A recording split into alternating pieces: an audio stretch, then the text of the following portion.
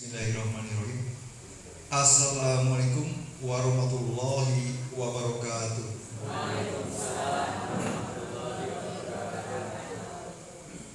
Alhamdulillah, alhamdulillahirabbil alamin. Wassalatu wassalamu ala asrofil anbiya'i wal mursalin wa ala alihi washabihi ajmain. Allahumma inni as'aluka ilman nafi'an wa rizqan thayyiban wa amalan mutaqabbalan. Ya ayyuhalladzina amanu ittaqullaha haqqa tuqatih wa la tamutunna illa wa antum muslimun. Amma ba'du. Ingkang kawula hormati, kula mulyaken, kula tatimilan. Kula tresnani inggih menika Ustaz Junianto SE ingkang sampun rawuh. Ingkang kula hormati, kula tresnani, kula tatimi, kula mulyaken sedaya jamaah pengawasan rutin DKM Dewan Kemawuran Masjid Desa Gumiwang ingkang kaleresan dinten Kamis malam Jumat Kliwon. Alhamdulillah sampun lumampah kinten setengah tahun apa kunjul nggih? Sekitar mes tahun lah nggih, mes tahun. Alhamdulillah berjalan lancar dan sangat kita banggakan kagem sedaya wagi mriki dan sekitaripun. Monggo sami sesarengan muji syukur kehadirat Allah Subhanahu wa taala bihauli alhamdulillahirabbil alamin ingkang sampun maringi kita kathah kenikmatan arupi nikmat iman, nikmat Islam, nikmat sehat ugi nikmat sempat sehingga panjenengan kula sedaya saged ngrawuhi nindaki pengawasan rutin ing dalu menika kanthi mboten wonten alangan setunggal menapa. Mboten dupe salat dan salam ugi katur dumateng junjungan kita uswa kita inggih menika Nabi Agung Nabi Muhammad sallallahu alaihi wasallam. Mugi-mugi kita sedaya dados umatipun ingkang nampi sawetipun ing yaumul kiamah. Amin ya rabbal alamin. Alhamdulillahirabbil alamin. Mugi-mugi pengawasan menika dados kita nampi ilmu ingkang bermanfaat, rezeki ingkang sae ingkang berkah lan amalan ingkang dipun tawi dening Allah Subhanahu wa taala. Murwakani pengawasan ing dalem punika monggo sami-sami sareng maos suratul Fatihah sesarengan kula dherekaken. A'udzu billahi minasyaitonir rajim. Bismillahirrahmanirrahim. Alhamdulillahirabbil alamin. Ar-Rahmanir Rahim. Maliki yaumiddin. Iyyaka na'budu wa iyyaka nasta'in. Ihdinas siratal mustaqim. Siratal ladzina an'amta 'alaihim ghairil maghdubi 'alaihim waladdallin. Amin. Alhamdulillahirabbil alamin. Mugi-mugi kangge wasilah suratul Fatihah dipun lancaraken pengawasan ing dalem menika lan mugi-mugi kita angsal rahmat lan ridhonipun saking Allah Subhanahu wa taala. Kalau acara inti inggih menika tausiah saking Ustaz Junianto SE. Dumateng Ustaz Junianto SE kula sumanggaken.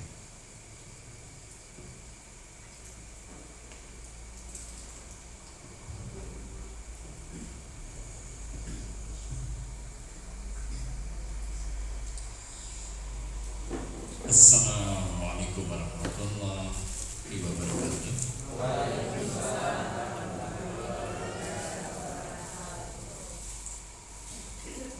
Alhamdulillah alladzi arsala rasulahu bil huda wa dinil haq liyudhhirahu ala dini kulli wa kafa billahi shahida. Asyhadu an la ilaha illallah wahdahu la syarika lah wa asyhadu anna Muhammadan abduhu wa rasuluh.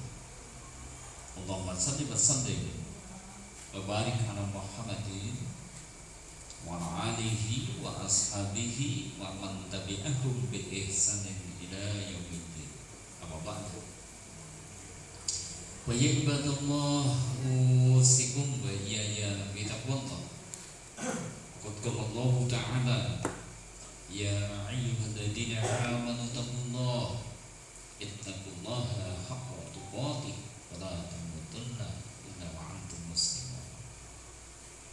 Wa qala Rasulullah sallallahu alaihi wasallam may yuridillahu bihi khairan yufaqihu fid-din wa qala man salaka tariqan yaltamisu bihi ilman sahalallahu lahu bihi tariqan ilal jannah.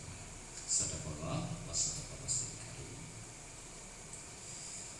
Kesepuhan ingkang dan kinurmatan ahli purwos dan ingkang kawula pekteni segenap pengurus DKM Gumiwang, Desa Gumiwang yang juga senantiasa dimuliakan oleh Allah. Amin. Hadirin, hadirat, Bapak Ibu, saudara-saudari semuanya, yang juga semoga rahmat dan keberkahan senantiasa terlimpah kepada kita semua. Amin.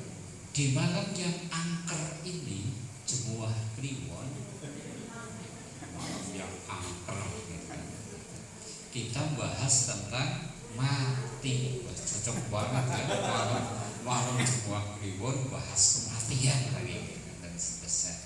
Tapi gak usah takut, justru karena tujuannya hati kita jadi lembut. Makanya kita angkat tema ini, ingat mati, lembutkan hati. Kira-kira siap diajak ingat mati? Nah, ingat urip napa mboten? Jebul mana ora pengen ingat urip. Baik, ini tema kita ingat mati, lembutkan hati ya. Baik Bapak Ibu, kita bersyukur nih di kesempatan malam hari ini kembali dipertemukan terang lagi. Karena beberapa hari kemarin jangan kayaknya gecek deres dan seterusnya. Artinya kita dimudahkan Allah untuk melangkahkan kaki.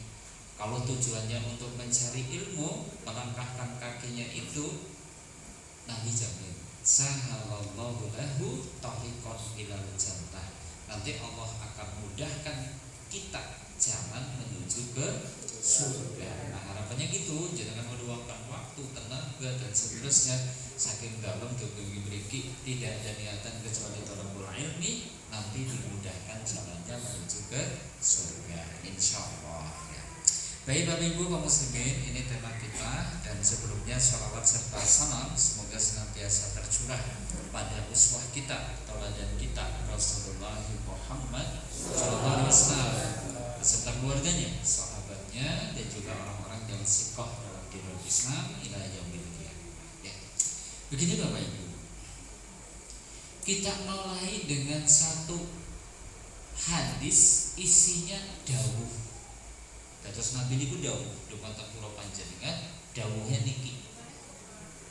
Kowe kok gambare betul tenan suster. Ora wani balinya.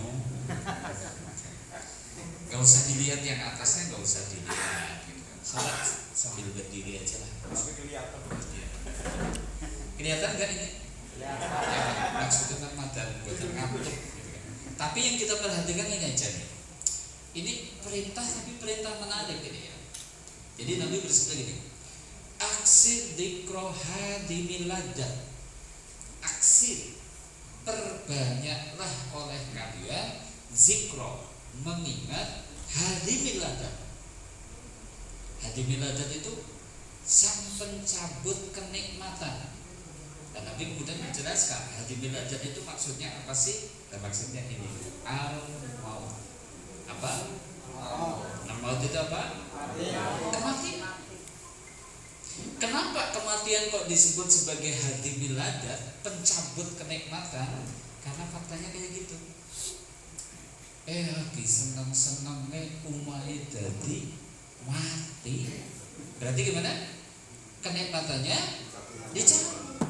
Lagi seneng-senengnya duwe bojo ayu, anaknya bekti-bekti, soleh-soleha, rezekine omber, awake sehat, mati. Berarti mencabut apa? Kenikmatan. Maka Nabi menyebut kematian itu sang pencabut kenikmatan. Tapi di dalam hadis ini menariknya, malah kita diperintahkan ngata-ngata zikrul maut, mengingat kematian. Nah, begini Bapak Ibu, bismillah. Kadang kita berpikirnya kebalik, baru sering kelingan mati malah jadi lemes, loyo, ora semangat gitu kan. Tapi tidak mungkin Nabi memerintahkan kita sesuatu yang mendatangkan keburukan. Seorang mukmin itu harus yakin apa yang diperintah sama Nabi pasti itu adalah mendatangkan kebaikan bagi kita. Sebaliknya, apapun yang dilarang oleh Nabi pasti mendatangkan keburukan bagi kita. Ini gak cuma perintah, bahkan Nabi itu perintahnya kan ngatah-ngatah. Kenapa? Memperbanyak zikrul maut. Pasti karena zikrul maut itu mendatangkan kebaikan.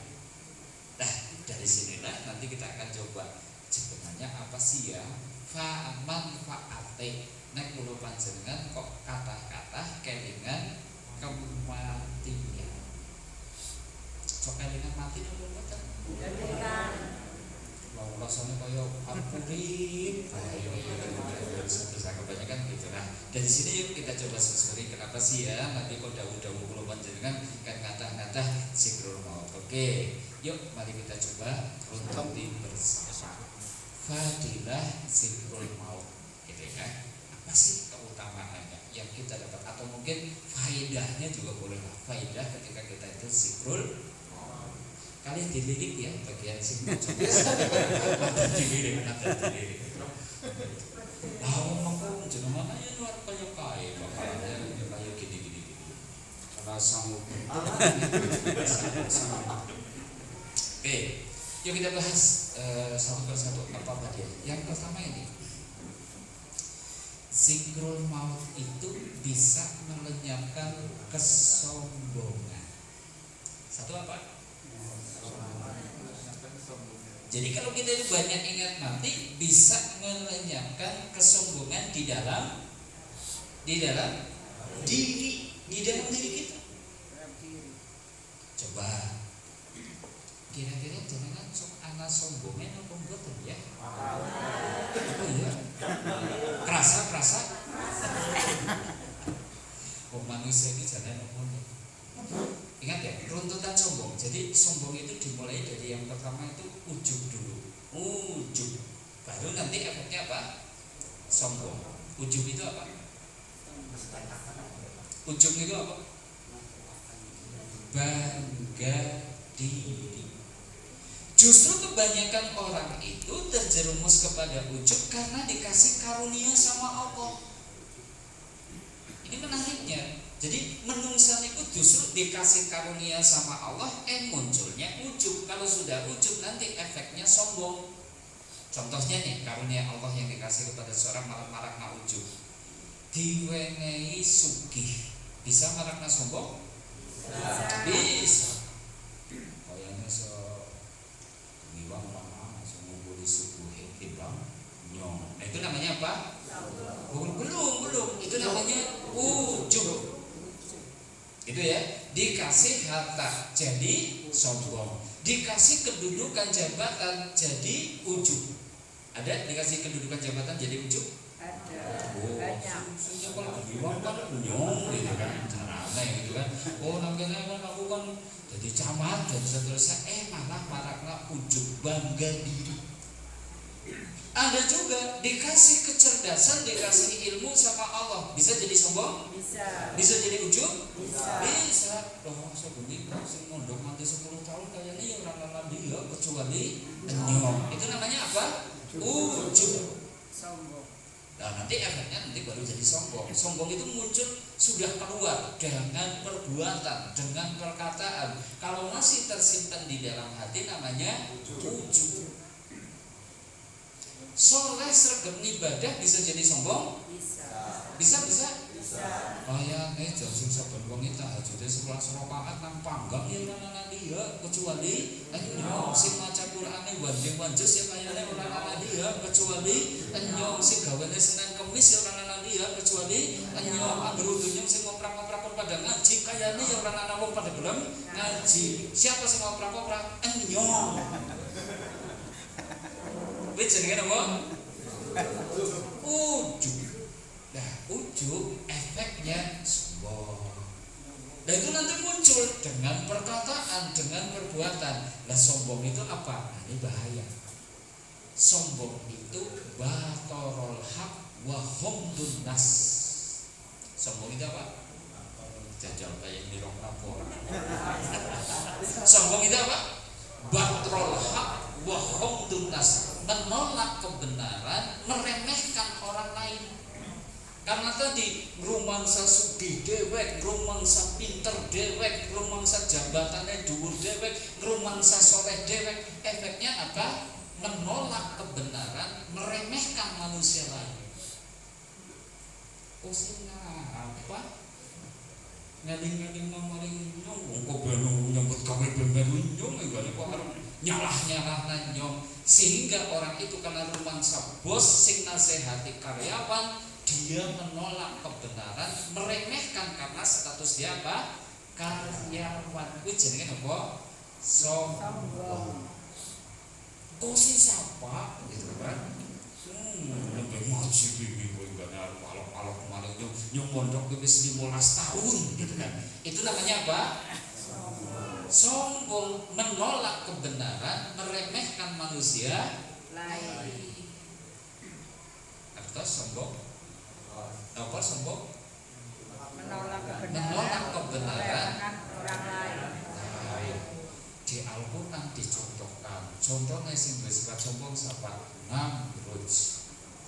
Keperkasaannya justru membuat Namrud jadi sombong, menolak dakwahnya Nabi Ibrahim. Contoh lagi sosok yang dia itu sombong siapa? Fir'aun. Karena kekuasaannya yang besar, dia menolak dakwahnya Nabi Musa. Karena Musa itu budaknya bangsa Mesir. Bani Israel itu budaknya bangsa Mesir. Kok arep enggane kok alok-alok arep menasehati karo Fir'aun sing jadi raja. Makanya Fir'aun itu kemudian enggak menerima nasihat, dan kemudian itulah yang disebut sombong. Menolak kebenaran, meremehkan manusia lain.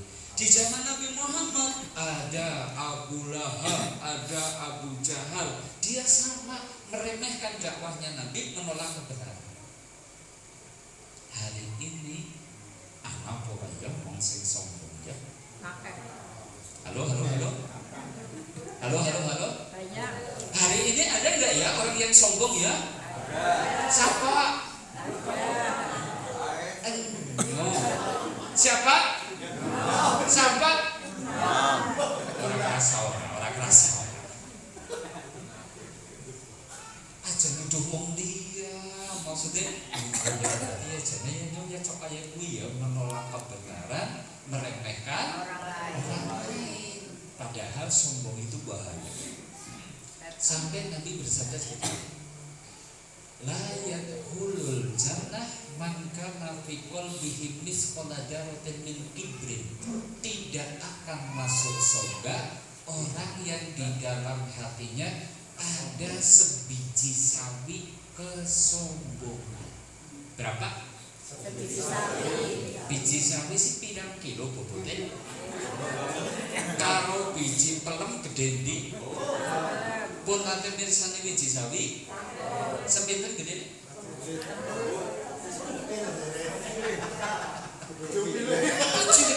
Cilik banget.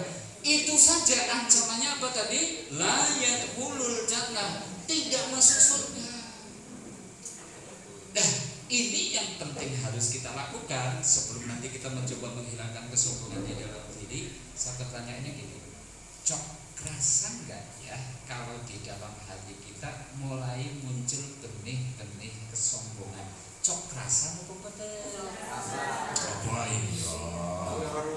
Wong jenengan kayaknya nggak nonton wong dia udah pinter banget. Kamu nggak sombong banget, kayak sombong banget. Ini bukan urusan orang lain nih. Kita sedang kerasa orang di dalam hati kita mulai muncul kesombongan. Halo. Karena kebanyakan kita itu sensitif fisik ketok. Oke, gurunya kaku aja tensinya munggah apa ya? Kerasa.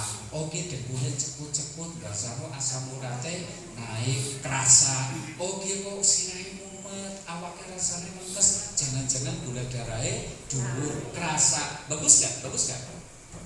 Kalau kita itu sensitif dengan fisik kita, bagus gak?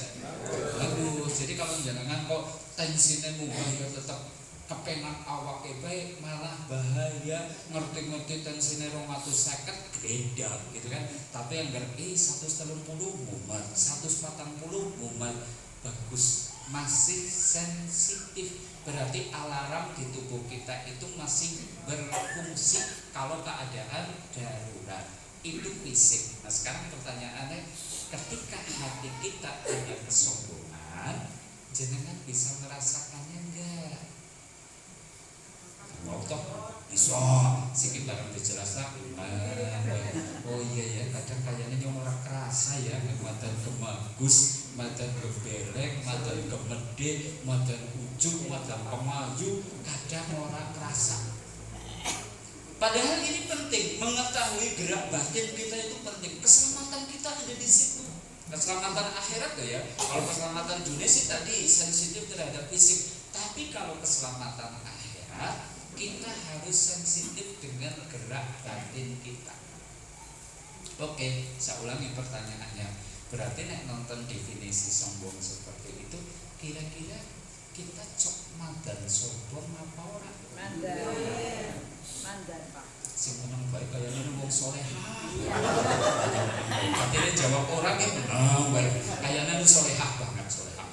Ya oke lah, alhamdulillah. Oke.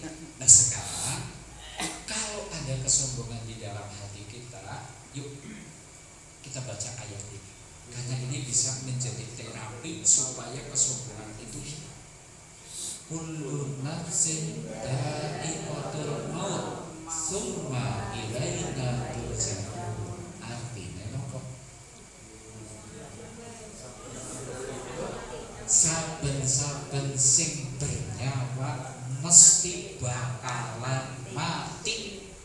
Rampung mati? Enggak. Summa ilaina turja'un. Kemudian hanyalah kepada kami kamu akan dikembalikan lagi kepada Allah, besok dihidupkan. Tapi yang hendak kita garis bawahi poin ini, kullu nafsin dha'iqatul maut. Apa kaitannya dengan kesombongan? Kamu muslimin, kalau kita tengok ayat ini, berarti jadinya bong jenengan sugih kaya apa tetap mati. Kekayaan yang kita miliki tidak bisa menolak kematian. Bong jabatan jenengan dhuwur kaya apa, menteri kek, komisaris kek, anggota DPR kek, ketua MPR kek, presiden kek, ternyata mesti bakalan mati. Jabatan setinggi apapun, termasuk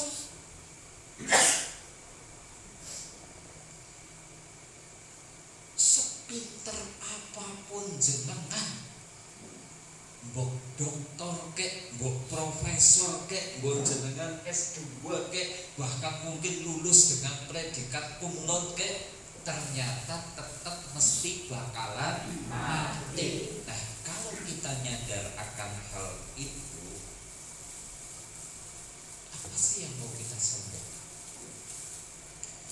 Namrud yang disebut-sebut memiliki badan yang gagah perkasa, faktanya mati. Fir'aun yang kekuasaannya sedemikian besar dan luas, faktanya Fir'aun gak bisa menolak kematian. Korun sing jere bandane mambrang-mambrang pirang-pirang, ternyata kekayaannya juga tidak bisa menolak kematian, termasuk Haman yang jabatannya sedemikian tinggi di zaman pemerintahannya Fir'aun. Keperkasaan, kekuasaan, kekayaan, jabatan yang mereka miliki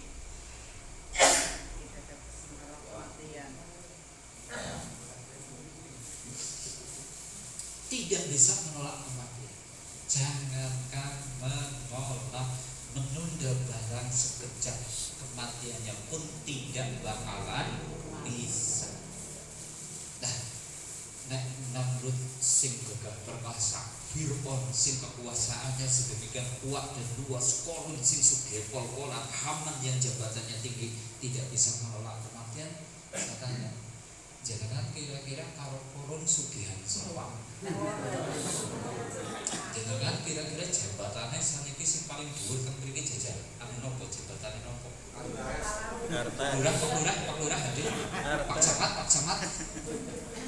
Artinya apalagi kita yang hartanya sedikit, badannya beriang-beriangan masuk anginan, kedudukan jabatan ya nuran duwe gitu kan? Apa yang mau kita sombongkan? Kok enggaknya nembes itu dadi wong rasane blonyo kayaknya paling sugih sepangkat lah, sugih sepangkat ora bakal bisa menolak kematian. Nah, dari ini semua, berarti sebenarnya zikrul maut itu bisa menghilangkan apa tadi? Kesombongan di dalam diri. Jadi kalau kita itu mulai kerasa kayaknya nyongkok madal kemagus apa ya, gitu kan? Nyongkok kayak madal kemaju apa ya? Nyongkok kayaknya kok kerasa kayak madal sombong apa ya? Madal dia dengan aja sombong lah. Kok ngesok mati kayaknya dia orang yang nolak kematian, gitu kan, dan seterusnya. Zikrul maut bisa membenarkan kesombongan. Begitu kamu semua. Sekarang kita tambah itu ayat tadi ya, kita tambah. Faktanya sehebat apapun kita nggak bisa lari dari namanya kematian. Kalau tadi kan kullu nafsin itu kesadaran dulu nih, kalau kita bernyawa berarti siap-siap pasti mati. Nah, kita garis bawahi lagi, tekankan lagi, bahkan faktanya siapapun kita nggak bisa lari dari kematian. Makanya disebutkan qul innal mautal ladzi tafirruna minhu fa innahu mulaqikum. Katakan wahai Muhammad, kematian yang kalian senantiasa lari daripadanya, kematian itu pasti akan mendatangi kalian. Sudah ditekankan gitu. Saya tanya, jangan lari dari kematian? Jangan lari dari kematian? Ora. Buktinya berperang sedikit berobat. Berarti kan aslinya ya kepenginnya ya jauh dari kematian. Kita itu mencoba menghindar, gitu ya. Ada yang takut mati? Ada yang takut mati? Kok kayaknya kendal-kendal kan ya? Ada yang takut mati? Oke, orang takut mati itu sebabnya salah satu dari dua. Takut mati. Jadi wong nek kepengen mati, ada yang kepengen mati ya? Biasanya wong anggar ora wedi mati kepengine mati anu akeh utange. Angger sing wedi mati anu akeh dosane. Dan jenengan sing ndi? Akeh dosane. Angger sing wedi mati anu pripun? Akeh dosane. Angger sing kepengine mati anu pripun? Akeh utange. Jadi kayak gitu. Dah, kalau Allah itu sudah menetapkannya, sudah kita itu gak bakalan bisa lari dari kematian, ya. Dimanapun kita berada, bahkan kalau ini di dalam surat Al-Jumu'ah ya ayat 8. Nah, ini yang di dalam surat An-Nisa. Aina ma takunu yudrikumul maut. An-Nisa 78. Dimanapun kalian berada, kematian itu pasti akan menjumpai kalian. Walau kuntum fi burujin musayyadah, sekalipun kalian itu berada di benteng yang amat kokoh, gawe pangkat, pintunya berlapis baja, untuk masuk itu mungkin harus pakai kode dan seterusnya, bisa menghindari kematian? Ya. Hari ini orang-orang kaya raya di dunia itu sedang pada punya tren bikin proyek, yaitu bikin rumah anti kiamat. Betul itu. Elon Musk itu salah satu orang terkaya di dunia. Dia itu kekayaannya 2000 triliun. Berapa? Pak Prabowo berapa kekayaannya? 3 triliun. Ini Elon Musk berapa? 2000 triliun. Dia punya stasiun luar angkasa, dia punya proyek luar angkasa namanya SpaceX. Dia sedang bangun rumah. Kalau dunia itu menghadapi kiamat, Elon Musk umayra bakalan hancur. Tapi saya khawatirnya kiamatnya urung kedaden wis mati. Karena tadi aina matakunu yudrikumul maut, dimanapun kalian berada kematian itu pasti akan mendatangi kalian walaupun tum fi burujin musayyadah. Artinya apa yang kita sombongkan gitu kan, apalagi umain jenengan gedenya dua bocor gitu kan, aku pengen ada pembelitak temen dan seterusnya, aku mau baik umah malah ngontrak gitu kan, apalagi kita nggak punya cukup perlindungan daripadanya. Makanya mestinya gimana, lepaskan kesombongan. Apa sih yang kita banggakan? Toh subiha kayak apa yang ora bisa nolak kematian, toh pinter kayak apa yang tidak bisa mencegah kematian, toh mungkin dengan jabatannya setinggi apapun ya tidak bisa, namanya jangankan menolak, menunda kematian saja tidak bakalan bisa. Yakin? Oke, ini yang pertama ya, manfaat zikrul maut apa? Melenyapkan kesombongan. Yang kedua, zikrul maut itu justru memotivasi amal, jadi semangat untuk beramal. Betul? Begini kamu semua, orang suka menunda-nunda amal itu biasanya karena mengira masih banyak kesempatan di depan. Betul? Ini kita ingat ketika tadi bangun tidur di pagi hari, saya tanya, jenengan zikirnya apa? Bacaannya apa? Gimana doanya bangun tidur?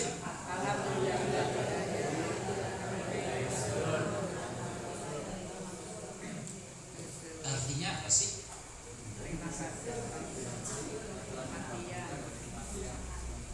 Alhamdulillah, segala puji bagi Allah. Alladzi, zat yang ahyana, menghidupkan kami, ba'dama amatana, setelah kematian kami, wa ilaihi nusur, dan kepadanya lah kita akan kembali. Ini kan menarik, bangun tidur dongane ya Allah matur nuwun kula dipun gesangaken malih sak sampunipun kawula niku bejah. Berarti tidur gimana? Tidur itu semisal dengan kematian. Nanti dibaca di surat Az-Zumar gini, Innallaha yatawal anfusa hina mautiha wallati lam tamut fi manamiha. Sesungguhnya Allah itu menggenggam roh orang yang mati dan menggenggam roh orang yang belum mati di dalam tidurnya. Berarti orang mati dengan orang tidur gimana? Statusnya sama, rohnya digenggam sama Allah. Makanya ketika Allah menghendaki, ada yang rohnya ditahan terus, tidur rohnya ditahan terus. Berarti gimana? Bablas anginnya.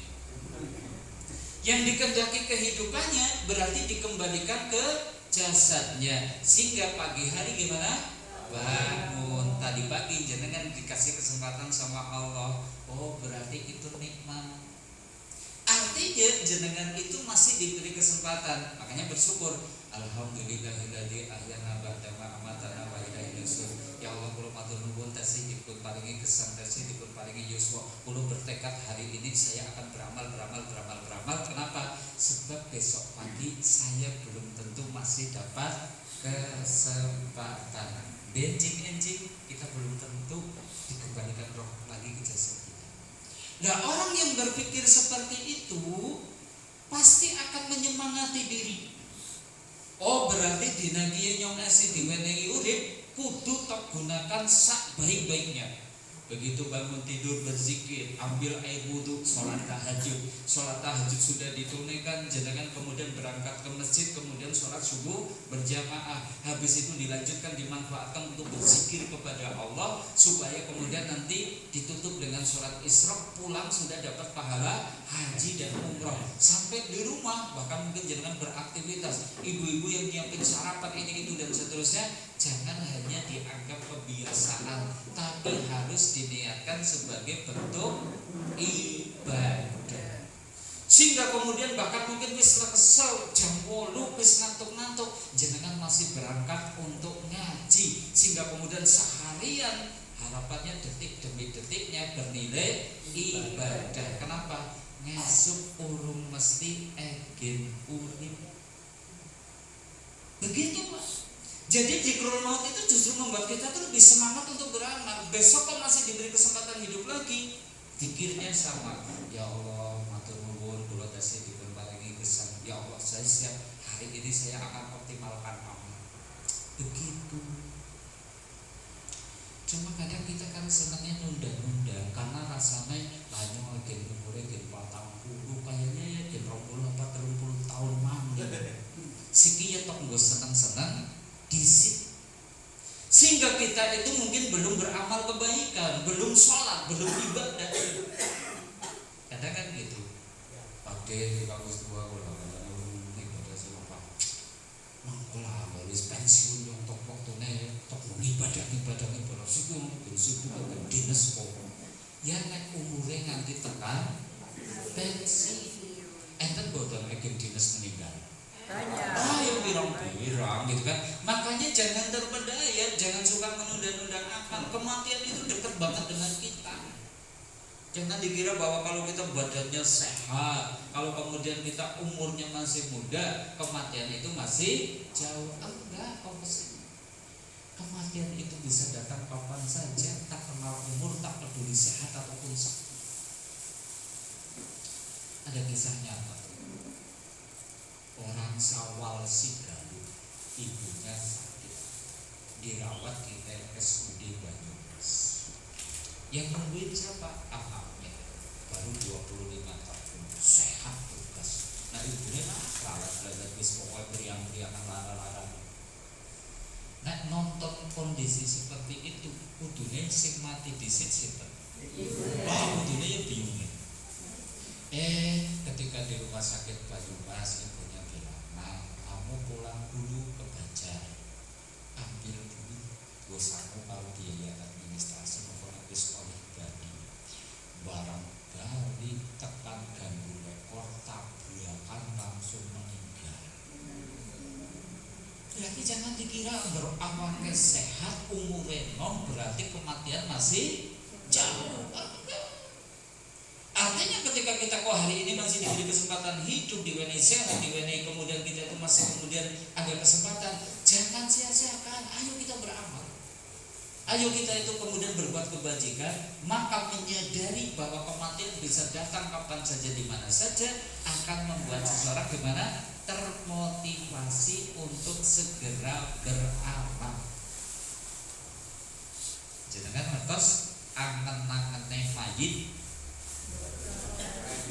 Apa yang banyak mayit? Gen dua angan-angan.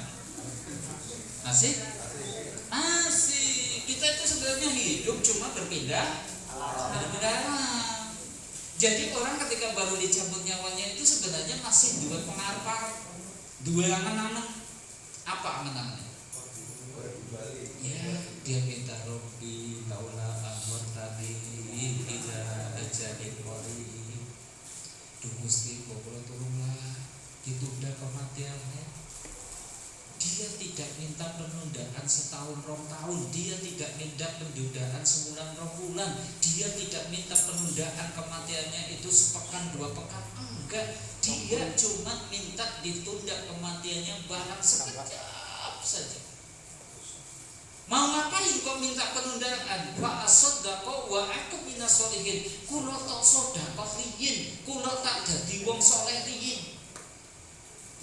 Diberi kesempatan, Allah kabulkan keinginannya. Wala yu'akhiru yu'akhirullahu nafsan idza jaa ajaluha. Sekali-kali Allah itu tidak akan menunda kematian seseorang yang sudah tiba ajalnya. Penyesalan tinggal penyesalan yang tidak ada manfaatnya. Makanya dengan banyak ingat mati termotivasi kudu cepat-cepat infak. Bukan urung infak wis mati. Tanya kudu cepat-cepat dadani salate, mbok urung bener salate urung didadani wis mati. Nyong kudu cepat-cepat lah maca Quran. Ki wis umur semene kayane kok urung rutin mulai maca Quran. Dimotivasi karena bisa jadi besok datangnya ajal kita. Makanya Nabi itu kalau sampai malam hari beliau itu masih punya sisa uang sampai 3 dirham saja, itu nggak bisa tidur. Kenapa? Khawatir untuk urung sempat infak sedekah sudah meninggal. Nah kita kan berduit telung dirham ya sekitar 10.000 lah. Kita aja nggak bisa tidur nih, nggak bisa tidur ya. Nah jangan sesita yang nama-nama ya gitu kan. Kita tuh malah pusing banget duitnya bisa 50.000 tok gitu kan. Kalau Nabi itu urung sempat infak, urung sempat sedekah, jangan-jangan mati. Nah bisa nggak kita seperti itu? Jadi gitu ya. Jadi manfaat zikrul maut yang kedua apa? Zikrul maut memotivasi membuat kita itu termotivasi untuk beramal. Nah yang ketiga, zikrul maut itu mendorong orang untuk segera bertobat. Jadi kalau ingat mati, orang itu jadi kepengennya cepat-cepat tobat. Begini Bapak, setan itu jangan kepengen itu nek saged menungsa kulo panjenengan itu aja pada gelem tobat. Gitu. Jadi setan kerjanya apa? Kerayu mek kula panjenengan aja gelem tobat. Biasanya dikrisiki sama setan. Oke. Dikawe kene sikit boten seneng dhisik. Urip nang dunya iki bersih pisan, aja serius-serius dhisik mangko wis kaya wis madan tuwa nembe golek akhirat ibadah tobat. Siki mumpung ekino golek seneng. Sing krisiki kaya gitu sinten? Setan. Cok rumu kados niku. Cok rumu. Kayaknya ya pada orang rumu. Tapi gambaran-gambaran itu kadang muncul di dalam diri kita. Sikit pokoknya boleh senang, sikit boleh dunia, sikit boleh duit dan seterusnya. Aja gini tobat, ini boleh sing haram banget kok. Tetap milih-milih sing halal teman. Niku sing krisiki sinten? Tapi kalau dihalangi tobatnya kok nggak bisa, setan sudah cukup merasa senang. Andai kita itu kemudian dibikin panjang angan-angan, suka menunda-nunda tobat, itu setan sudah senang banget. Kenapa? Tobat itu ada batas akhirnya. Jadi nanti kalau jenengan bisa melewati batas kok nembe tobatnya niku mboten ditampi. Coba batas akhir tobat niku kalih apa saja? Ada yang tahu? 1, jika matahari sudah terbit dari arah barat. Jadi besok seperti itu. Matahari terbit dari arah barat itu tidak langsung gonjang-ganjing kiamat itu enggak, masih ada kehidupan setelah itu. Cuma ada yang menarik. Begitu matahari terbit dari arah barat, semua orang itu beriman. Keimanan yang muncul setelah matahari terbit gimana? La yuqbal, tidak diterima. Jadi orang itu sudah dilak hatinya sebelum matahari terbit dari arah barat. Oh wong sing soleh ya disegel, distempel ki wong soleh. Begitu kok ini orang kok jahat ahli maksiat ya sudah distempel wong jahat.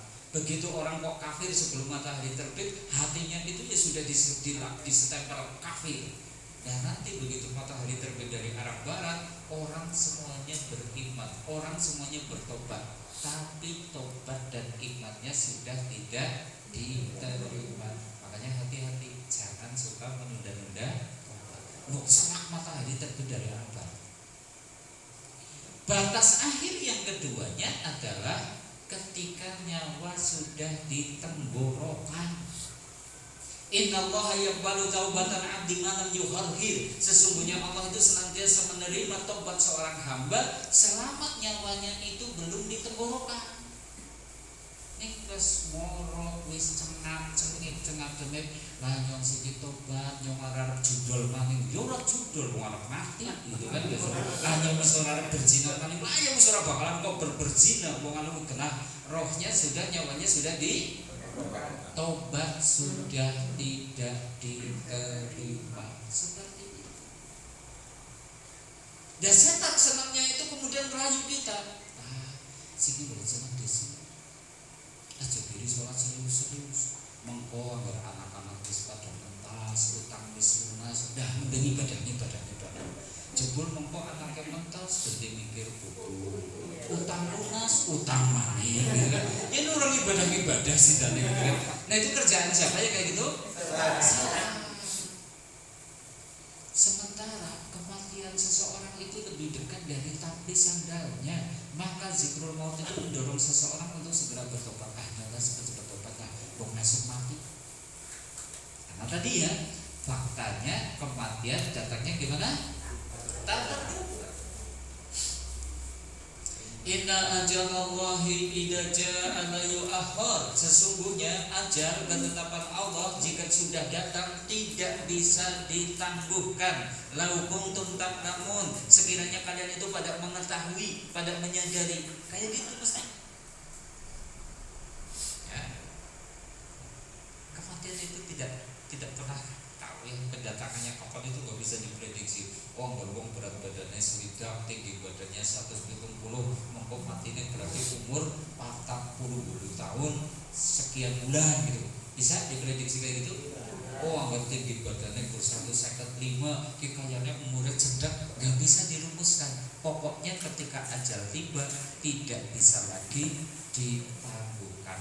Maka jangan tunda taubat. Ingat mati membuat kita termotivasi untuk bertobat. Nah yang keempatnya nih, zikrul maut itu melembutkan hati. Tadi judul gimana? Ya. Karena ada kabar buruk nih Bapak Ibu. Kematian itu ternyata nggak enak. Kematian itu ternyata ada sekaratnya. Ketika Nabi itu sedang menghadapi wafatnya, ya,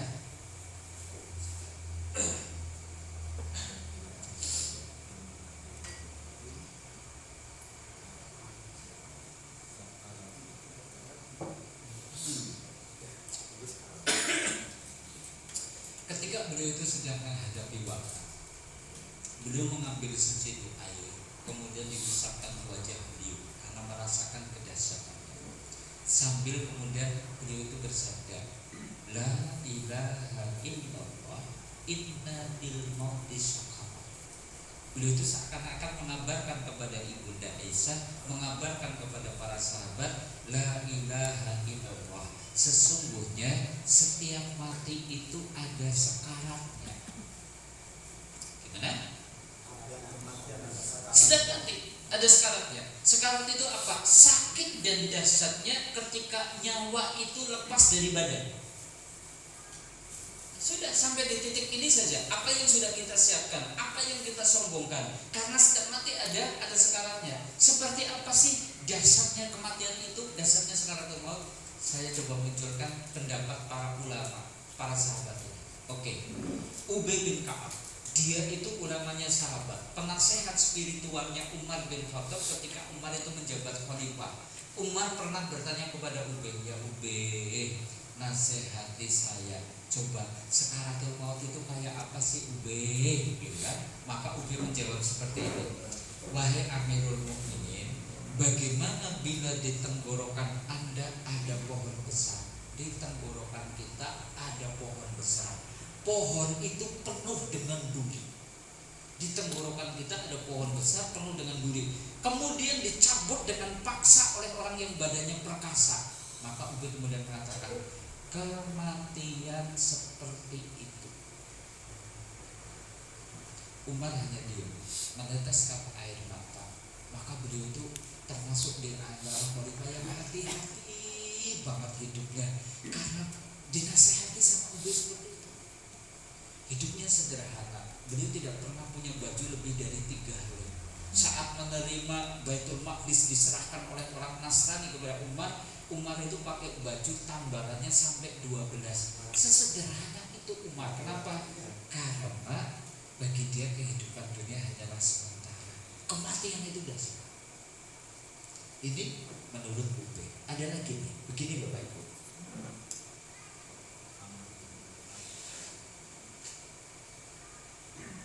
Ini seorang sahabat ya, Amr bin Al-As, sahabat Nabi. Ada yang menarik. Dia itu pernah berkata kepada putranya, nah, jika Bapak ketemu dengan orang yang cerdas ketika menghadapi kematian, Bapak pengen nanya sebenarnya kepada orang itu, seperti apa rasanya kematian? Gitu ya. Jadi Amr itu pernah berharap ketemu orang yang lagi sekaratul maut nih bisa ditakoni, ditakoni nopo? Rasanya kayak apa? Nah, cuma kayaknya sampai menjelang kematiannya Amr bin Al-As itu belum ketemu. Justru ketika putranya Amr bin Al-As itu sedang menungguin bapaknya menghadapi sekaratul maut, kelingan dengan ucapan itu, Bapak, jangan rumin kamu nanti ngendikan, gak ketemu wong pinter lagi sekaratul maut, jangan kepengen tanya seperti apa rasanya. Hari ini sayalah yang ketemu dengan orang itu. Berarti siapa maksudnya? Ramane dewek. Bapak ceritakan seperti apa rasanya. Bapak itu napa ora? Ramane dicengip-cengip malah ditakoni, "Mah, Ramah, kepriwe jane kok sing dirasakno kaya apa?" Tapi menarik, Amr bin Al-As masih bisa jawab. Beliau itu menjawab begini nih, ketika beliau itu sedang menghadapi kematian. Beliau mengatakan gini, "Anakku, sungguh seakan ranting yang runcing ditusuk dari tapak kakiku sampai tembus ke tengkukku." Kematian itu sakitnya kayak gitu, kayak mungkin dari tapak kaki kita ditusuk dengan apa tadi? Dan dengan ranting, dengan batang kayu ditusuk sampai tembus ke tengkuk. Dan sungguh anakku, saya berbaring di atas ranjang, tapi sungguh seakan saya itu bernafas melalui lubang jarum. Buat nafas susah.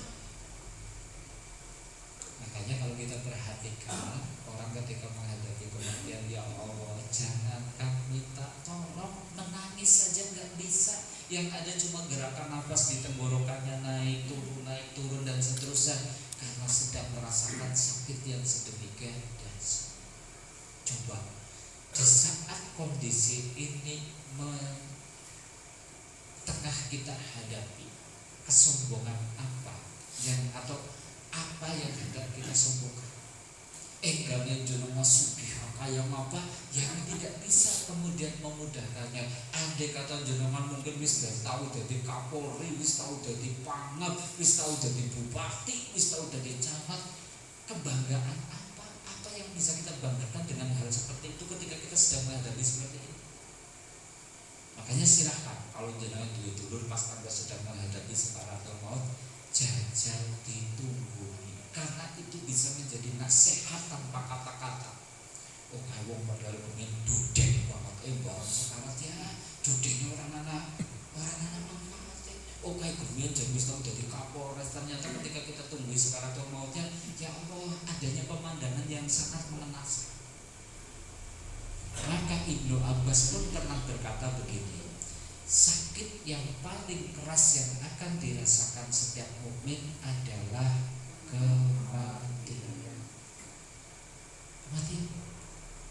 Jadi kalau ibu-ibu mungkin pernah bersalin melahirkan, itu mungkin sakitnya sedemikian dahsyat sampai mungkin bertaruh nyawa, ternyata masih ada yang lebih sakit, yaitu kematian itu sendiri. Makanya kadang orang ketika dia itu putus asa, gitu kan, wis awake komplikasi, bojone selingkuh, utangnya pirang-pirang, anaknya dugal-dugal, jajal kayak itu kepengen apa?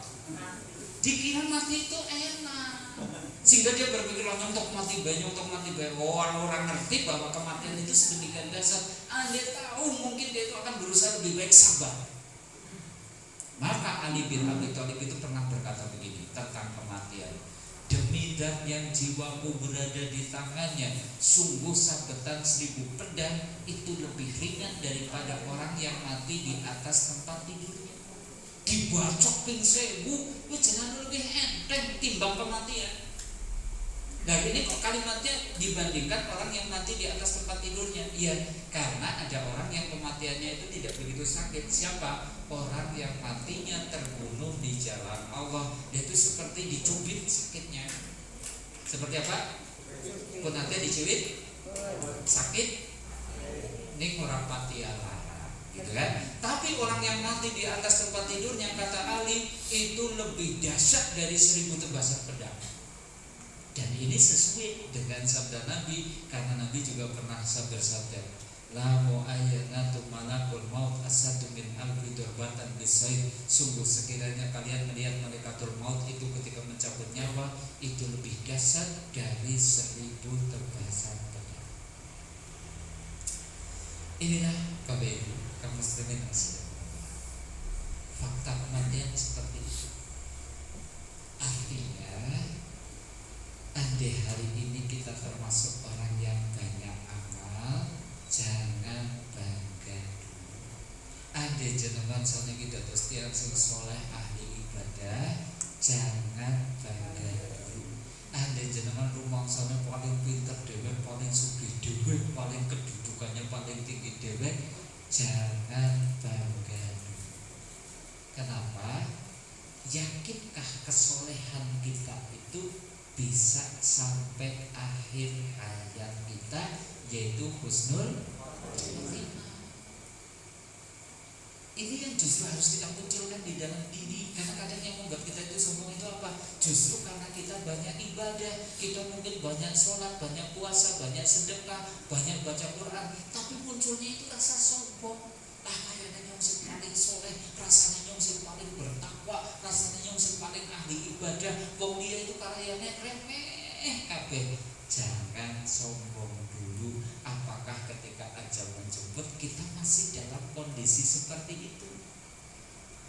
Maka Nabi pernah bersabda begini, la alaikum alla ta'jabu bi ahadin hatta tanduru bima yuftamulah. Janganlah salah seorang di antara kalian itu takjub. Apa? Takjub sih apa? Gumun. Ya, dengan seseorang mungkin kamu udah ibadah, sholatnya, puasanya, infak sodaya, jangan kajinya bola-balik, umroh saben tahun, orang usah gumun di sini. Kenapa? Hatta tanduru bima yuftamulahu, sampai kalian itu lihat seperti apa endingnya orang itu. Dan ini kalau orang lain, terhadap diri kita juga sama. Jangan ujub dulu terhadap diri sendiri. Karena kita hari ini banyak sholat, banyak puasa, banyak infak, banyak sedekah, kaji bola balik, umroh saben tahun, aja ujub lisit. Kenapa? Sampai jenengan bisa buktikan ending dari kehidupan jenengan seperti apa. Kenapa? Wa innal amila ya'malu zamanan min umrihi au burhatan min dahrihi bi amalin sholihin. Karena sungguh kata Nabi, ada orang yang sepanjang umurnya atau sebagian besar dari hidupnya digunakan untuk beramal soleh. Lau mata alaihi dakhalal jannah. Andai dalam kondisi seperti itu dia mati, pasti masuk surga. Barang arep mati atine diwalik, payak malu amalan sayyi'at, malas justru melakukan amalan keburukan. Akhirnya su'ul khotimah. Naudzubillah. Makanya kita jangan gemedia dulu dengan prestasi yang hari ini sudah kita raih. Kita bisa bertahan nggak sampai ajal kita menjemput? Sama juga, ya. Wa innal abdala ya'malul buhatan min dahrihi bi amalin sayyi'i. Jangan mirsani, ada seorang hamba sing jual sepanjang umurnya, sebagian besar dari umurnya go maksiat tok, go berbuat dosa tok. Jangan gak pancen mati di saat itu mesti mlebu neraka. Tapi dadakan barang arep mati ya tahawalu fayamalu amalan solehan. Barang terus dinar mati dadak jadi wong soleh. Orang ini husnul khotimah.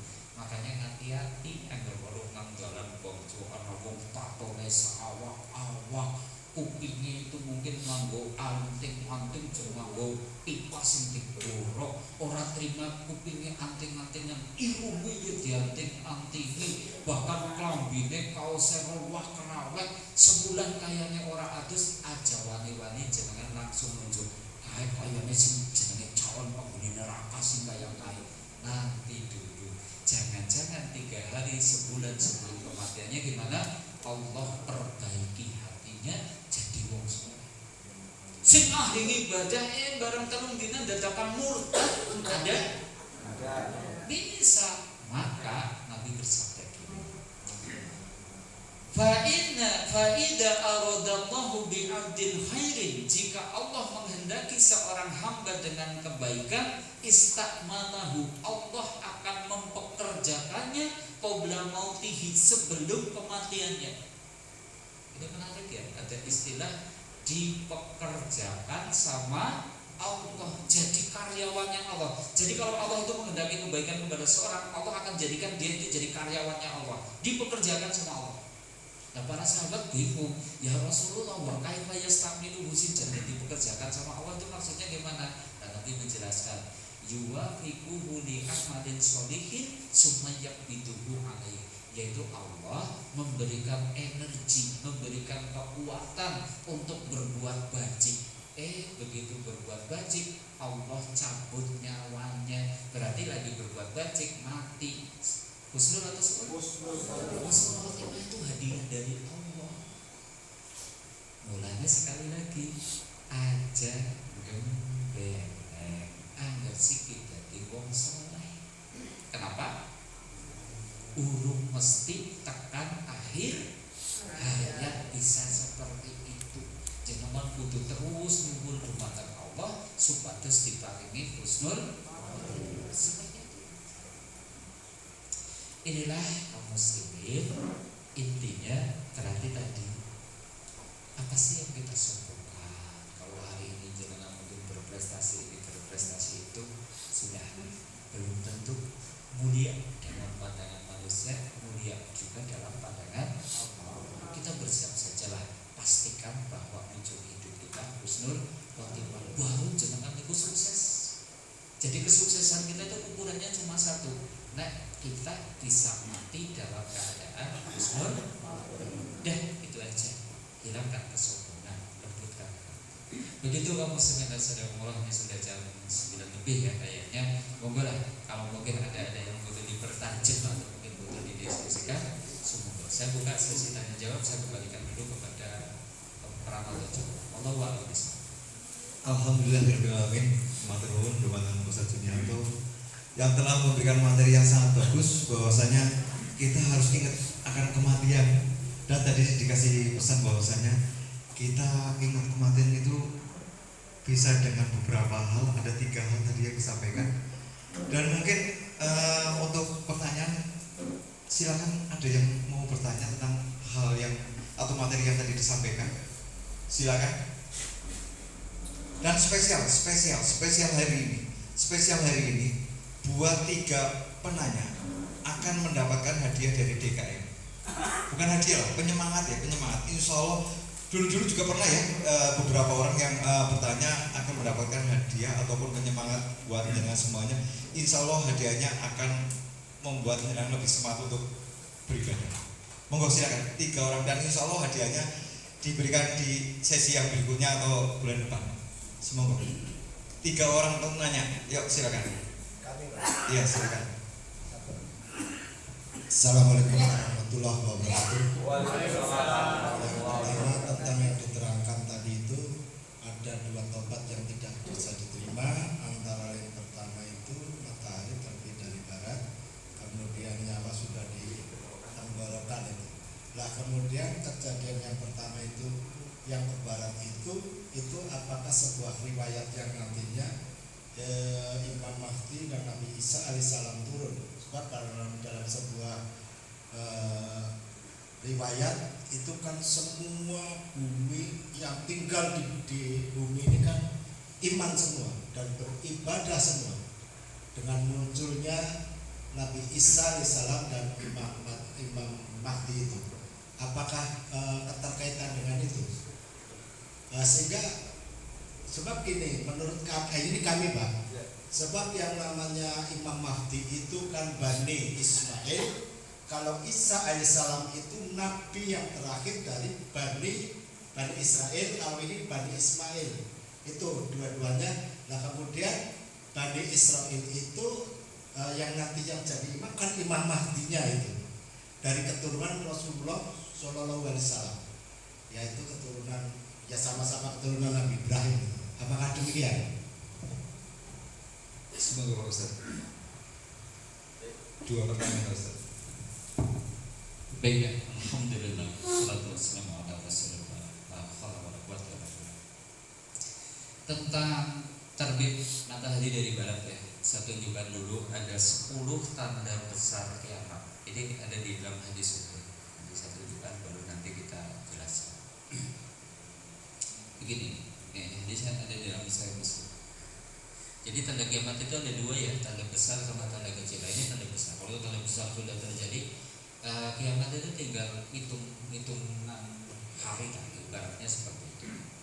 Begini, satu saat para sahabat itu nampak panik banget, ketakutan banget. Kenapa? Khawatir segera terjadi hari kiamat. Maka Nabi bersabda, innaha lan takuna hatta tarawnaha qablaha asra ayatin. Kiamat itu gak bakalan terjadi sampai kalian itu melihat 10 tanda. Nah, tanda-tandanya ini. Satu, pada kau beliau kemudian menyebut yang pertama akan muncul ad-duhan. Apa? Duhan.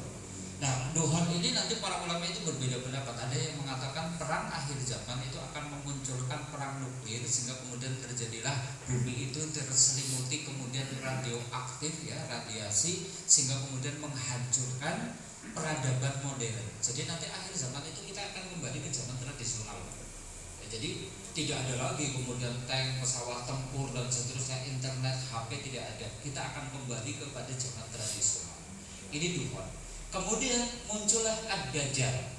Suatu saat mungkin boleh kita bahas. Kita punya pembahasan tentang dari kiamat itu boleh bahas setahun, tiap pekan itu enggak rampung, gitu kan? Itu kita punya pembahasannya. Munculnya Dajjal. Dajjal itu betul-betul min Bani Adam, anak keturunan Adam. Jadi jangan dikira bahwa Dajjal itu HP, nggak boleh menafsirkan seperti itu. Dajjal itu manusia yang memang bermata satu atau mungkin matanya buta satu dan seterusnya dengan karakter luar biasa. Kemudian muncullah Ad-Dabah. Ad-Dabah itu apa? Binatang melata tapi bisa bicara.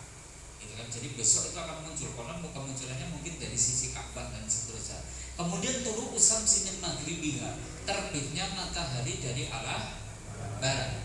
Kemudian nuzulu Isa bin Maryam, apakah ini lebih dulu turun atau kemudian matahari terbit dulu? Tapi para ulama lebih menguatkan turunnya Isa bin Maryam terlebih dahulu. Jadi Isa bin Maryam itu masih hidup? Masih hidup? Masih. Jadi dulu itu kasus penyaliban itu kan keyakinannya orang Yahudi Nasrani, mereka itu merasa telah menyalib Nabi Isa.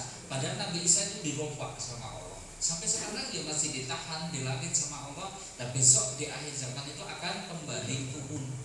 Ya, nah tadi pertanyaannya, ketika Isa bin Maryam turun, yang jadi imam pada waktu itu siapa? Nah itu tadi, yang jadi imam pada waktu itu adalah Al-Mahdi. Yang punya nama seperti namaku kata Nabi, yaitu namanya berarti siapa? Muhammad. Yang punya nama bapak seperti nama bapakku, berarti bapaknya siapa? Abdullah. Cuma nanti di akhir zaman kita belum tahu nih Muhammad bin Abdullah yang mana, karena hari ini mungkin ya anak bapaknya Abdullah juga anak Muhammad jebul main nanti dan kali urip papa nang kali aji dan seterusnya ya untuk gue lah, untuk gue gitu kan. Oh gue berarti Muhammad gitu ya bukan gitu. Nanti di akhir zaman ada yang pasti seperti itu. Ini hikmahnya apa? Kenapa kok yang turun Isa bin Maryam? Kenapa kok bukan Nabi Muhammad? Apakah berarti ini nanti akan membela orang Nasrani dan seterusnya? Justru enggak. Coba kalau kemudian yang menasihati kepada orang Nasrani, orang-orang Nasrani, kalian itu sesat, kalian itu keliru. Itu Yesus itu Nabi Isa, dia Nabi bukan putra Allah. Kalau yang ngomong orang lain gimana? Orang digugu.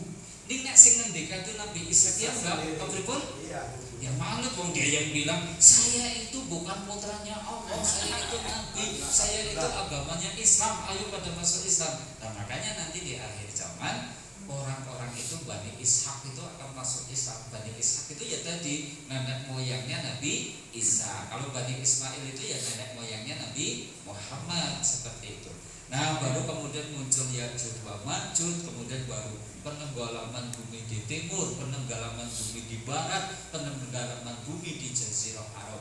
Sampai tanda yang terakhir yang ke-10 adalah munculnya api dari negeri Yaman. Nah, kalau itu sudah terjadi, bumi akan berguncang, langit runtuh, bintang-bintang berjatuhan. Nanti bumi kemudian meledak dan mengeluarkan isi perutnya.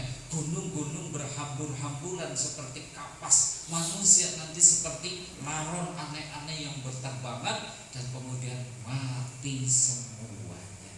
Detik-detik akhir zaman seperti itu. Jadi kalau tadi batas akhir diterimanya tobat itu apa? Ini tulu'u samsi min maghribiha. Sampai kiamat itu masih ada jeda. Zaman itu masih berutang. Makanya setelah matahari terbit dari arah barat, gimana? Semua manusia itu beriman, Pak. Tapi gimana? Tidak diterima keimanannya. Sedikit nanti saya tunjukkan, kalau mungkin nggak percaya saya tunjukkan dalilnya. Apa iya sih gitu kalau sudah ini sudah matahari terbit dari arah barat, semua manusia beriman. Ya. La taqumu sa'ah tatlu asamsu min maghribiha. Kiamat tidak akan terjadi sampai matahari terbit dari arah barat. Fa idza tala'at wa ra'ahan nas. Ketika matahari terbit dari arah barat, semua manusia itu melihat. Amanu ajmaun. Semua manusia itu kemudian beriman semuanya. Tapi gimana? Pintu taubat sudah tertutup. Ini disebutkan dalam Sahih Muslim.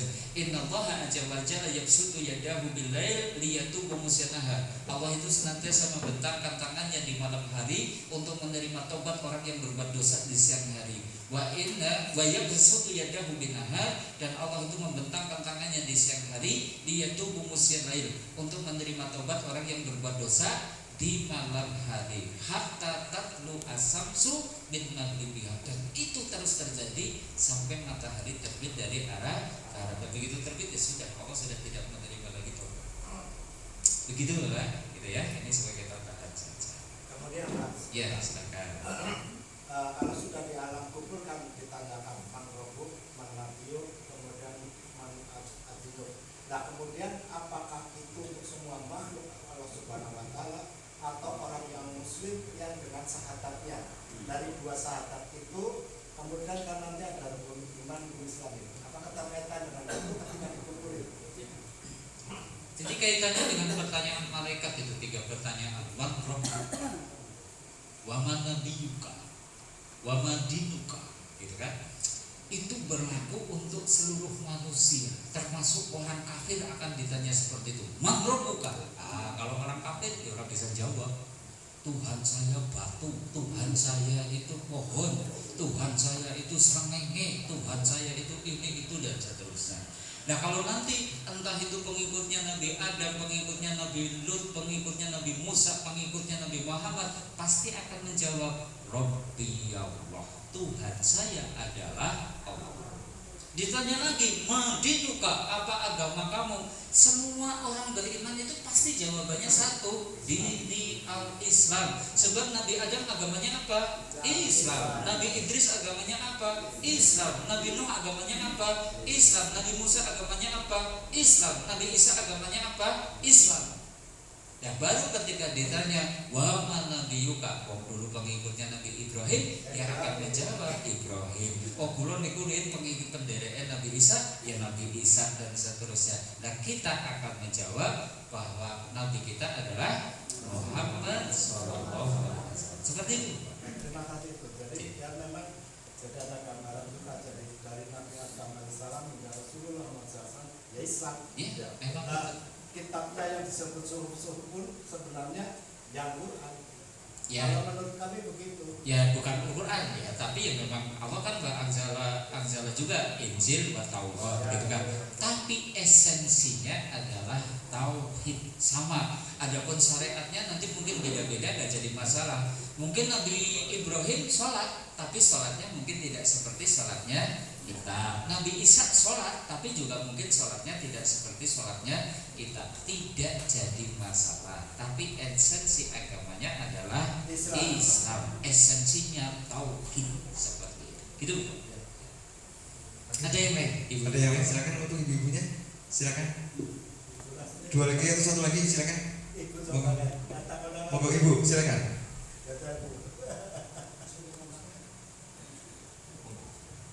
Bismillahirrahmanirrahim.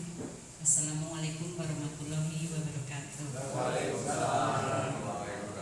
Yang saya tanyakan Pak Ustadz, bagaimana kita menghadapi orang yang meninggal yang kita cintai? Itu saja Pak Ustadz, terima kasih. Maksudnya gimana? Ya, cara menghadapi Apa maksudnya yang harus dilakukan? Kayak gitu. iya, Oke. tentang ya, orang yang meninggal tapi yang kita cintai. Iya. Ya, terima kasih. Kalau kita punya orang yang kita cinta kok meninggal, apa sih yang harus kita lakukan? Gitu kan. Satu, ucapkanlah qadarullah. Apa? Maksudnya apa? Pastinya Gusti Allah. Artinya kesadaran ini bagian takdir. Kita nggak bisa melawan takdir. Dua, istirja. Istirja itu gimana? Inna lillahi. Ya, itu diucapkan. Karena kata Allah, orang yang sabar itu yang kayak apa sih? Alladzina idza asobathum musibah qalu inna lillahi wa inna ilaihi raji'un. Jadi ini sudah menunjukkan kesabaran. Kenapa? Jangan sadar, inna lillah, sesungguhnya orang yang aku cintai itu adalah milik Allah. Wa inna ilaihi raji'un. Pasti suatu saat juga akan kembali kepada Allah. Diambil karena itu cuma titipan. Orang yang bisa mengucap seperti itu dengan kefahaman dan kesungguhan menunjukkan sabar. Nah, baru yang ketiga, doa. Doa ya, doanya apa? Allahumma jurni fi musibati wa ahlif li khairan minha. Ya Allah, berilah pahala atas musibahku ini, berilah ganti dengan yang lebih baik. Itu doanya kalau orang beriman itu kehilangan atau dapat musibah, kehilangan orang yang dicinta. Baru setelah itu karena ini meninggal, jangan kok masih punya kepengen memberikan kebaikan, banyak-banyaklah doakan kepada mungkin ibu, pasangan, anak, orang yang kita cintai yang meninggal, didoakan. Emang doa bermanfaat bagi orang meninggal? Sangat bermanfaat. Orang yang mungkin dia mestinya disiksa jadi terbebas dari siksa gara-gara didoakan orang yang hidup. Orang yang derajatnya rendah di sisi Allah menjadi tinggi derajatnya gara-gara didoakan oleh orang yang masih hidup. Nah, itulah diantara yang bisa dilakukan. Baru nanti amalan-amalan untuk orang yang sudah meninggal banyak. Salah satunya yang paling penting doa. Begitu Ibu ya, mungkin berubah. Terima kasih. Oh, sekali lagi mungkin ada yang mau bertanya lagi. Silakan Ibu. Wes. Semoga. Assalamualaikum warahmatullahi wabarakatuh. Ini Ted mau tanya, yang biasa kita hadapi itu bagaimana cara menuntun orang yang lagi sakaratul maut? Adakah bacaannya? Apakah kita nuntun? Yang kita tahu kan kita baca misalnya kalimat thayyibah sama baca Yasin bareng-bareng. Lah, itu adakah syarat-syarat yang terbaik menurut Islam gitu kan? Ya. Baik, alhamdulillah, salatu wassalamu ala Rasulillah, menungguin orang yang sedang menghadapi sakaratul maut itu termasuk kebaikan. Satu, kita nungguin dalam rangka menguatkan orang yang sedang menghadapi sakaratul maut itu supaya bersabar, supaya tegar, supaya istiqomah, supaya husnul khotimah. Dua, bagi kita sendiri nungguin orang yang sakaratul maut itu bisa menjadi pelajaran. Tadi yang kami sampaikan, oh gede orang sugih banget kejebul sekarat ya kayak gue, jadi pelajaran. Oh berarti jadi yang sombong ya naik sugih. Oh gede mantan panglima TNI betul-betul dia sekarat ya kayak gitu. Itu jadi pelajaran supaya kita tidak sombong dengan kedudukan dan jabatan yang kita miliki. Makanya tunggu. Tapi tadi kaitannya dengan kita itu mungkin mengantarkan kepada husnul khotimah kepada saudara kita, apa sih yang harus kita lakukan? Nah, perintah Nabi sebenarnya cuma satu, laqinu mautakum bi kalimatillah la ilaha illallah. Talkinlah orang yang hendak mati di antara kalian dengan kalimat La ilaha illallah. Yaitu berarti gimana? Talqin itu membimbing, mengajari untuk mengucap. Itu namanya talqin. Bukan sekedar nasihat, yuk nyebut yuk, nyebut yuk, nyebut yuk. Nah, makanya ditiru naik. Oh, kayak gitu. Makanya bukan, tapi diarahkan. Yuk, tirukna ya, la ilaha illallah. Jajal ditirukna yuk, gitu kan. Nah, kalau disnirukna la ilaha illallah. Ya sudah, jangan diulang lagi. Targetnya man akhiru kalamihi fid dunya la ilaha illallah. Akhir kalimatnya dalam kehidupan dunia itu la ilaha illallah. Karena nanti jaminannya apa? Dakhulal jannah. Mesti masuk surga. Barang wis nirokna la ilaha illallah kalimat kae sawah sing nanggon ulu, kae monggo nggo anak barep, kae kios sing nang pasar Demi Bang, kae nggo anak sing nomor loro, karo iki umahe lagi nggo ragine dan seterusnya. Iya Mbah, wis ora usah dipikir sing kaya gue, wis ditirokna maning Mbah. La ilaha illallah. Itu namanya talqin.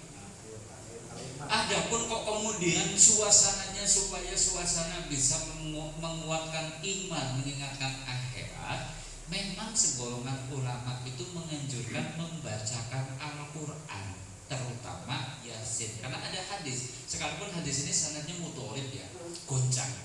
Tapi ada kalimat Iqra' mautakum suratul Yasin. Bacakan kepada orang yang hendak mati kalian itu dengan surah Yasin. Ini yang jadi pegangan kalangan Syafi'iyah itu pakai hadis ini. Dan mungkin ada yang mungkin kurang sepakat karena hadisnya mutolib, silahkan. Tapi mungkin ya bacakan secara umum ayat-ayat Al-Quran supaya membangun keimanan dari orang yang hendak meninggal. Nah, kapan mentalkin? Mentalkin ya tadi ketika memang orang itu sudah mulai kayaknya di ujung-ujung akhir kehidupannya. Aja nembe wain-wain patok mriyang wis yo la ilaha illallah, la ilaha illallah. Lho kok priwo nembe mriyang wis kono kaya mati malah jengkel mongko sing dite iki. Dadi kira-kira wis kaya pancen lagi sekaratul maut baru ditalake. Mono nembe periksan panggo tek mriyang. Lho kok nyebat. Begitu ya Bu ya. Kayaknya tengah 10 apa ya? Baik Bapak Ibu ya, jadi sih pulau betah banget sih gue. Tapi melas bukti dengan kata sekian luar malam sebuah pribona. Ya, jadi kami itu saja. Semoga bermanfaat. Intinya yuk banyak ingat mati. Karena tadi bisa membuat kita itu lembut hatinya, bisa menghilangkan kesombongan, bisa memotivasi, menyemangati kita untuk beramal, pun bisa membuat kita itu tersemangati untuk segera bertobat. Jadi bagus banget yang namanya zikrul maut. Nah, silakan sering tilik kubur ya ora apa-apa, karena dengan seperti itu juga bisa menjadi banyak ingat mati.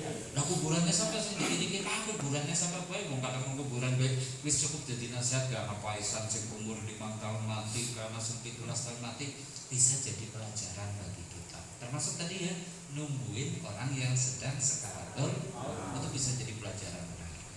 Demikian kaum muslimin, bahwa enten atur kamu ingkang boten berangani penggali, bumi mampunten, ada benarnya dari Allah, ada salahnya dari diri kami pribadi. Saya kembalikan dulu kepada Bapak Raja. Wallahu a'lam bishawab. Assalamualaikum warahmatullahi wabarakatuh. Waalaikumsalam warahmatullahi wabarakatuh.